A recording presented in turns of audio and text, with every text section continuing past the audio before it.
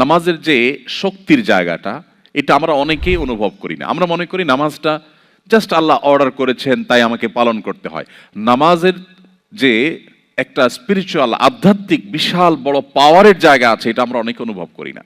এই জন্য ঈমানের পর ইসলামের সবচেয়ে বড়, সবচেয়ে গুরুত্বপূর্ণ বিধানের নাম হলো ৫ ওয়াক্ত নামাজ। ঈমানের পর ৫ ওয়াক্ত নামাজের চাইতে গুরুত্বপূর্ণ বা ইম্পর্টেন্ট কোনো বিধান ইসলামে আর নেই।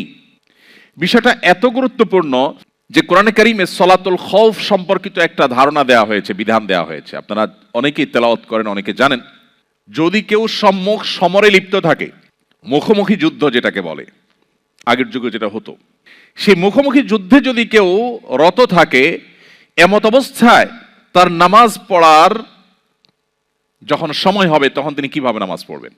যোদ্ধাদের, সৈনিকদের একটা দল তারা শত্রুপক্ষের সঙ্গে লড়াই করবে, আত্মরক্ষা করবে।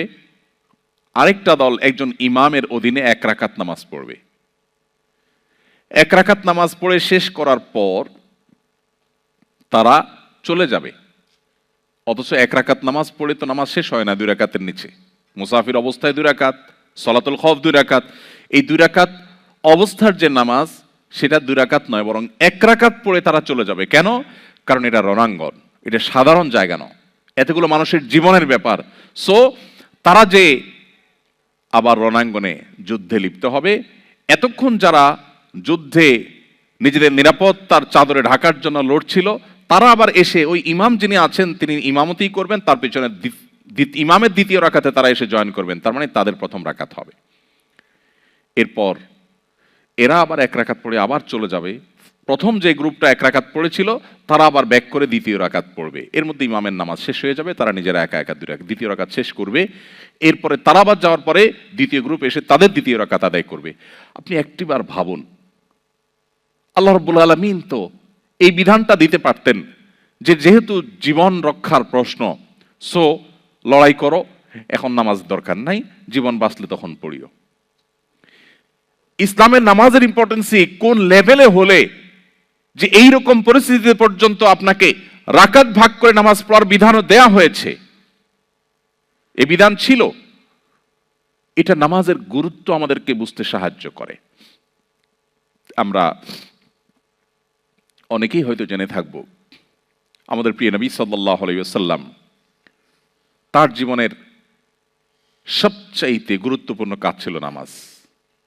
কানা ইজা হাজাবাহু আমরুন ফাজা ইলা সালাহ। নবীজি যখনই কোনো কঠিন পরিস্থিতির মধ্যে পড়তেন, নামাজের দিকে ধাবিত হতেন। যখনই মনটা খারাপ থাকতো, পেরেশান হতেন, বেলাল রাদিয়াল্লাহু তাআলাকে বলতেন, আরিহনা বিহা ইয়া বেলাল, ও বেলাল একটু আজান হাঁকো, একটু আজান হাঁকো, আজান হেঁকে নামাজের আয়োজন করো, আমাকে শান্ত করো, আমাকে একটু প্রশান্তি দাও। নামাজে কি তৃপ্তি ছিল! মা আয়েশা রাদিয়াল্লাহু তাআলা বলছেন, নবীজি যখন রাতে নামাজে দাঁড়াতেন, তাহাজ্জুদে দাঁড়াতেন, লা তাসআল আন হুসনিহিন্না ওয়া তুলিহিন্না, নবীজির সে নামাজের সৌন্দর্য, তার সে নামাজের কোয়ালিটি আর বলো না। তিনি যখন দাঁড়িয়ে কেরাত পড়তেন, মনে হতো তিনি বোধহয় আর রুকুতে যাবেন না। কত দীর্ঘ কেরাত হলে ১ রাকাতে সূরা বাকারা, লম্বা লম্বা সূরা শেষ করা যায়, ঘন্টাকে ঘন্টা দাঁড়িয়ে থাকা যায়। নামাজে কতটা তৃপ্তি হলে এটা সম্ভব হয়! এরপর তিনি যখন রুকুতে যেতেন, এত দীর্ঘ সময় ধরে রুকু করতেন। মা আয়েশা রাদিয়াল্লাহু তাআলা আনহা তিনি বলেন যে তার রুকু দেখে, সে রাতের নামাজের রুকু দেখে আমার মায়া হতো। ইস, তিনি কি আর মাথা উঁচু করবেন না? আবার যখন সেজদায় যেতেন, মনে হয় সেজদায় এই বুঝি তার শেষ সেজদা, আর মনে হয় মাথা উঠাবেন না। এত দীর্ঘ সময় নিয়ে নামাজ পড়তেন, এত লম্বা সময় নিয়ে নামাজ পড়তেন, এবং নামাজে দাঁড়িয়ে এত লম্বা সময় রুকুতে সেজদাতে অতিবাহিত করতেন সময় যে তার পা মোবারক ফুলে যেত। ভাইরা আমার, পা ফুলে যাওয়া কিন্তু কোনো স্বাভাবিক বিষয় নয়। আপনি অনেক সময় দাঁড়িয়ে থাকলে, একটা পজিশনে থাকলে হয়তো পা ব্যথা হয়ে যাবে, পা ফুলে যায়। এই ফুলে যাওয়াটা সাধারণ বিষয় না। কি পরিমাণ প্রেশার নিলে পা ফুলে যেত! নবী করিম সাল্লাল্লাহু আলাইহি সাল্লাম নামাজে সে তৃপ্তি পেয়েছেন। আজ দুর্ভাগ্য আমাদের কাছে নামাজটা জাস্ট বোঝা। নামাজটা জাস্ট, আমরা নামাজের সময় আসলে আমরা মুক্ত হওয়ার চেষ্টা করি, মানে নামাজটা পড়লাম, ঝামেলা শেষ হয়ে গেল। অথচ এটা আল্লাহর সাথে কানেক্টেড হওয়ার সুযোগ আমার। আমার দিন রাত 24 ঘন্টার সবচেয়ে আবেগ ঘন সময়, আমার আল্লাহর সাথে কথোপকথনের সুযোগ। সহিহ মুসলিম বর্ণনা, নবী সাল্লাল্লাহু আলাইহি ওয়াসাল্লাম নামাজকে বলেছেন মুনাজাত মা আল্লাহ, আল্লাহর সাথে কথোপকথনের স্কোপ। অথচ এটা আজকে আমাদের কাছে বোঝা হয়ে গেছে।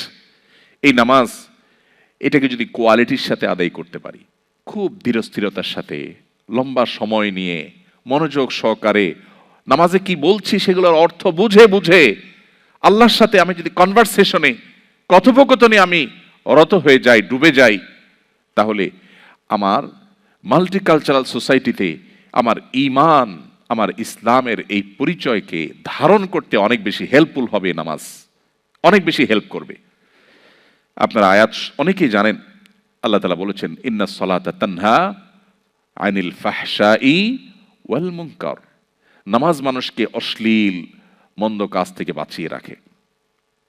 আমাদের অনেক ভাইরা আছে যারা ঠুনকো অজুহাতে নামাজ তরক করেন, বিশেষ করে এই ধরনের পরিবেশে আপনারা যেখানে আছেন, যে অফিসে আমার কলিগদের মধ্যে কেউ মুসলমান না, আমি একা মুসলিম, আমি একা নামাজ পড়লে কেমন দেখা যায়, সবাই তাকিয়ে থাকবে। অথবা আমি বাহিরে আছি, তো সেখানে নামাজ পড়তে গেলে কেমন দেখা যাবে, এখানে কোনো মসজিদ পাচ্ছি না আশেপাশে, এদিকে ওয়াক্ত শেষ হয়ে যাচ্ছে, তাহলে আমি নামাজ না পড়লে, নামাজ পড়তে গেলে সবাই আমার দিকে তাকিয়ে থাকবে, বা আমি একটু বিব্রতকর পরিস্থিতি পড়বো। এরকম ঠুনকো অজুহাতে আমরা অনেকে নামাজ ছেড়ে দেই। এটা হলো আমাদের ইমানের দুর্বলতার কারণে, আমার ইমানের দুর্বলতার কারণে। একজন ইমানদার তার জীবনে কোনো অবস্থাতে তিনি নামাজ ত্যাগ করতে পারেন না। ইসলামে অনেক বিষয়ের ত্যাগ, এটার বিকল্প আছে, কিন্তু নামাজ ত্যাগের বিকল্প নেই। এই জন্য কোনো মুসলিম নামাজ ত্যাগ করতে পারেন না। মুহাম্মদ সাল্লাল্লাহু আলাইহি সাল্লামের সময় মুনাফিক যারা ছিল তারাও নামাজ পড়তো, যারা ভিতরে ভিতরে অমুসলিমদের চর ছিল তারা নামাজের সময় মসজিদে উপস্থিত হতো। এই জন্য এই পরিবেশে যদি আপনি 5 ওয়াক্ত নামাজকে সর্বোচ্চ গুরুত্বের সাথে আদায় করেন, আপনি যদি একাকী কোথাও কোনো অফিসে থাকেন, একাকী নামাজ পড়বেন, আপনি অন্তত ফরজটুকু হলো আপনাকে পড়তেই হবে। আপনার লাঞ্চের ব্রেকের সময় আপনি ওয়াশরুমে যাওয়ার যে সময়টা পাবেন, সেই সময়টা থেকে সেভ করে আপনাকে নামাজ পড়তে হবে, যে কোনো মূল্যে পড়তে হবে। তো যদি কেউ নামাজের ব্যাপারে এই নো কম্প্রোমাইজের জায়গায় যেতে পারে, আশা করা যায় তার ঈমানকে আল্লাহ তাআলা সেভ করবেন। কারণ অন্যায় অশ্লীলতা থেকে সে বাঁচতে পারবে, এই নামাজ তাকে প্রতিহত করবে তার সমস্ত বাধাগুলোকে। এই জন্য নামাজের ব্যাপারে আমাদের সর্বোচ্চ গুরুত্ব আরোপ করতে হবে। আমাদের বোনরা অনেক সময় দেখা যায় এমন কোনো পরিবেশে যান যে পুরুষরা যেখানে সেখানে ঘাসের উপর দাঁড়িয়ে গেল, বোনরা দাঁড়াতে পারেন না, কিন্তু তাদেরকেও দাঁড়াতে হবে। সবাই তাকিয়ে থাকবে, থাকুক না। হ্যাঁ, আমি বলছি না আপনাকে মানুষের চলাচলের রাস্তায় আপনাকে দাঁড়িয়ে যেতে, আমি বলছি না আপনাকে এমন কোনো জায়গায় দাঁড়িয়ে যেতে মুসলমানদের সম্পর্কে এখানকার অন্য ধর্মাবলম্বীরা বাজে ভুল ধারণা নেয়, আমি সেটা বলছি না। নিশ্চয়ই আপনি 2 রাকাত নামাজ পড়ার মতো জায়গা আপনি বের করে নিতে পারবেন, সেটা আপনাকে করতেই হবে। অতএব এই জায়গাটাতে আমাদের কোনো কম্প্রোমাইজ করা চলবে না। আমাদের সাবকন্টিনেন্টে যারা আমরা মুসলমান, আমাদের মধ্যে একটা ধারণা জন্মেছে যে নামাজ না পড়লে কি হয়েছে, ঈমান আছে। অনেক বেনামাজিকে নামাজের কথা বললে বলে, ভাই নামাজ না পড়লে কি হয়েছে, আমার ঈমান আছে। নাম আতর আলী, গায়ের থেকে দুর্গন্ধ আসে। নাম কি? আতর আলী, গায়ের থেকে আসে কি? দুর্গন্ধ। ব্যাপারটা ওই রকম। আপনি বলতেছেন নামাজ না পড়লে কি হয়েছে, আমার ঈমান আছে, মানে আপনার ঈমান এত মজবুত? আপনার ঈমান তো আমার দরকার, যে না পড়লেও থাকে। অথচ নবী করিম সাল্লাল্লাহু আলাইহি সাল্লাম কঠোরভাবে বলেছেন, শক্তভাবে তিনি বলেছেন, আল ফারকু বাইনানা ওয়া বাইনাহুম তারকুস সালাহ। ঈমানদারের সাথে অমুসলিমের পার্থক্যই হলো মূলত নামাজ। এটা ঈমানদারকে পৃথক করে। অতএব কোনো অবস্থাতে এটা ছাড়া যেতে পারে না। আমি আপনাদেরকে উদাত্ত আহ্বান করতে চাই, আমাদের অনেক ভাইরা আছেন যারা বাসায় নামাজ পড়েন, কর্মস্থলে পড়েন না, অথবা 5 ওয়াক্ত নামাজ পড়েন কিন্তু একটু ঝামেলা হলে তিনি নামাজ কাজা করেন। পৃথিবীর অনেক দেশে আমাদের অনেক ভাই বোনরা আছেন যারা আমাদের কাছে প্রশ্ন পাঠান, বলেন ভাই সকাল থেকে নিয়ে নামাজের সময় পাই না, তো আমি একসাথে ডিউটি শেষে বাসায় এসে জোহর আসর মাগরিব এশা একসাথে পড়ি। নামাজটা এরকম ছেলে খেলা নয়। আল্লাহ বলেছেন ইন্না সলাতা কানাত আলাল মুমিনিনা কিতাবাম মাওকুতা, নির্দিষ্ট সময় নামাজ পড়াটাকে অপরিহার্য করা হয়েছে। আপনার যদি এমন কোন জব, এমন কোন চাকরি করতে হয় যে চাকরি করতে গিয়ে আপনি নামাজ পড়তে পারবেন না, তো সেই চাকরি আপনি করবেন কিনা তার আগে সিদ্ধান্ত আপনাকে নিতে হবে আপনার ঈমানের আলোকে।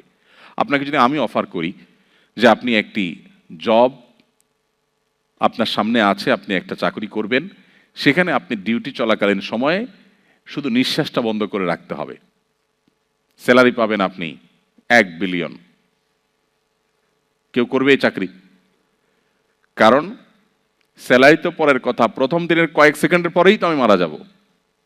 তো 1 বিলিয়ন যদি আমি পাইও, এটাতে আমি কি করব? ইমানদারের কাছে নামাজটা সেরকম। আমার নামাজ যদি পড়াই না যায়, আমার ইমানে যদি না থাকে, তো আমি এই চাকরি দিয়ে কি করব? ভাইরা আমার, ওই যে আমি শুরুতে বলছিলাম নবী সাল্লাল্লাহু আলাইহি ওয়াসাল্লাম যে ফিতনার কথা বলেছেন না, কিয়ামতের আগে বহুবিধ ধোঁয়াশা আসবে। ফিতনা মানে ধোঁয়াশা, বিভ্রান্তি। চকচকে লাইফ, কালারফুল জীবন, এটার হাতছানি আমাদেরকে ডাকে। আমাদের মনে হয় এটা পেয়ে গেলে, আমি পিআর পেলে, পাসপোর্ট পেলে, অমুক জায়গায় যেতে পারলে, তমুক ক্যারিয়ারে উঠতে পারলে, অমুক জায়গায় পৌঁছতে পারলে বোধহয় আমি সুখ শান্তি পেয়ে যাব। সেটা পাওয়ার পরে আমাদের মনে হয় না, তেমন কোনো পরিবর্তন হয়নি। এগুলা নিছকই মরিচিকার মতো, মানুষকে পাগলের মতো, পঙ্গপালের মতো ডাকতে থাকে, টানতে থাকে। ছাত্র জীবনে মনে হয় ভালো রেজাল্ট করলে বোধহয় আমি সাকসেস হয়ে যাব। অনেক কষ্ট করে রেজাল্ট করার পর দেখা যায় অনেকে সাকসেস হতে পারেন নাই। এরপর মনে হয় ঘুষ দিয়ে হোক, চুরি করে হোক, দুর্নীতি করে হোক, 2 নম্বরই করে হোক, একটা চাকরি পেলে বোধহয় আমি সোনার হরিণ পেয়ে যাব। হয়তো চাকরি পেয়েও যায়, কিন্তু সুখ হয়তো তার আর ধরা দেয় না। এভাবে বিভিন্ন পার্থিব লোভ লালসার মোহনীয় হাতছানি আমাদেরকে ডাকে। নবী সাল্লাল্লাহু আলাইহি ওয়াসাল্লাম সেই কথা ইঙ্গিত করেছেন, ফিতনা সমূহের মধ্য থেকে এগুলো এক রকমের ফিতনা, যে লাল নীল লাইফ, রঙিন জীবন, কালারফুল লাইফ, এটার লোভে আমরা পাগলের মতো ছুটতে থাকি, নামাজ পড়ি না, নামাজকে কম্প্রোমাইজ করি আমার জব ঠিক রাখতে গিয়ে। এটা কোনো মুসলিমের কাজ না। এই কাজ করলে সে মাল্টিকালচারাল সোসাইটিকে আজ হোক আর 2 দিন পরে সে হারিয়ে যেতে বাধ্য। সে অতল গভীরে হারিয়ে যাবে, এই ফিতনার অন্ধকারে সে ডুবে যাবে। নিজেকে সেভ করার জন্য নামাজটাকে নো কম্প্রোমাইজের লেভেলে রাখার কোনো বিকল্প নাই। আল্লাহ আমাদের সবাইকে 5 ওয়াক্ত নামাজকে সর্বোচ্চ গুরুত্বের সাথে আদায় করার তৌফিক দান করুন।